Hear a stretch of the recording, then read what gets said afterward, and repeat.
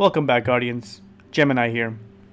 Well, no more Destiny 2 beta, but those first impressions will remain with us.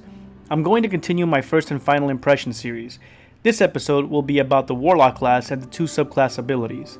Again, all this information will be based from a PvP perspective. I'll save the PvE impressions as the final episode.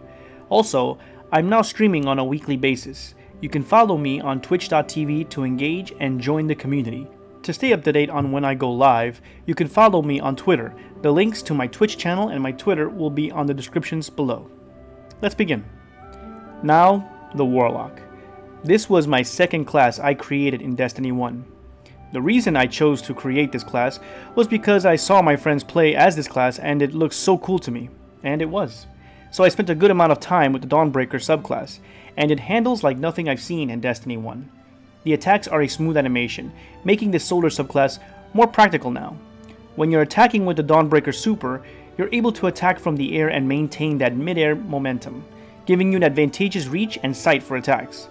The Rift ability, which is now available for both subclasses, are known as the Healing Rift, where you create a rift for you and your fire team to heal in, and the Empowering Rift, where you and your fire team can stand in the rift to receive a bonus damage ability to your weapons. As with the Hunter subclasses, spamming this move is not possible due to the charge required. Players will have to be more tactical on when they use this. Grenades are pretty much the same as with the Sunsinger in Destiny 1, which are the Solar Grenade, Firebolt Grenade, and the Fusion Grenades. And as with all grenades, the damage they do now is significantly less. So you'll need to remember the use of these grenades would now have to be accompanied with either gunplay or melees. One of the two passive ability trees was available, and it was the Attunement of the Sky, which has abilities like Swift Strike. Striking the enemies with this ability will burn the target and temporarily increase the Warlock's movement and reload speed. Winged Sun. Engaging enemies in mid-flight will allow the Warlock to fire weapons and throw grenades while gliding. Lots of potential with this ability. Heat Rises. Airborne kills recharge grenade and melee energy.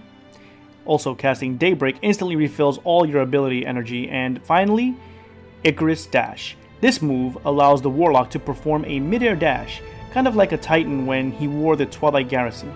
Although this move cannot be spammed because of a timer. Still, great option to have for PvP matches.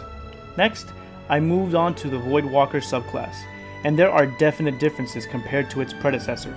First off, this Nova Bomb launches real slow as opposed to Destiny 1's Nova Bomb, but that could be because of the passive ability. More on that in a bit. Healing and Empowering Rift are available in this subclass also. Grenades for the Voidwalker are the same as in Destiny 1, which are the Vortex, Axion Bolt, and the Scatter Grenades. Although they're still effective in certain situations, they won't be as punishing on opposing players as we're used to. Continuing the tradition, the Voidwalker in the beta had only one of the two passive ability trees, which is called Attunement of Chaos. The passive abilities are Entropic Pull, strike an enemy with this melee ability to drain its life force and use it to recharge your life force. Chaos Accelerant. Draw power from your super to overcharge your grenade, making it deadlier and more effective.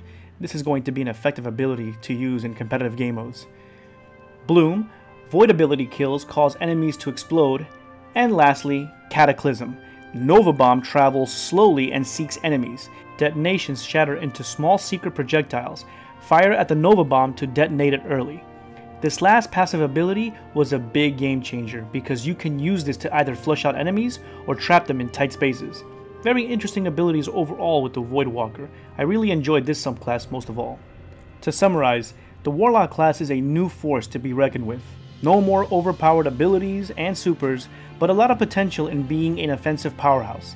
The downsides to the Dawnbreaker super is the fact that when you do a mid-air attack, you're exposed because of the slow gliding ability. This is just based on the available passive abilities we were given. Being as objective as I can be, I don't see any real negatives to the Warlock subclasses and abilities. The overpowered Warlock from Destiny 1 is no longer here, and I love this balanced character. I really like the Icarus Dash here. It's an ability that was long overdue for this class. We'll know more when Destiny 2 launches. Now, let's end this review on a good note.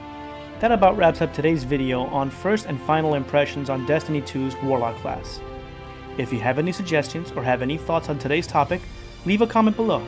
If you like the content and want to help me out, please like this video and subscribe. And if you want to see more content on this channel and want to be notified of a new video, hit the bell beside the button. As always, Guardians, until next time, good gaming.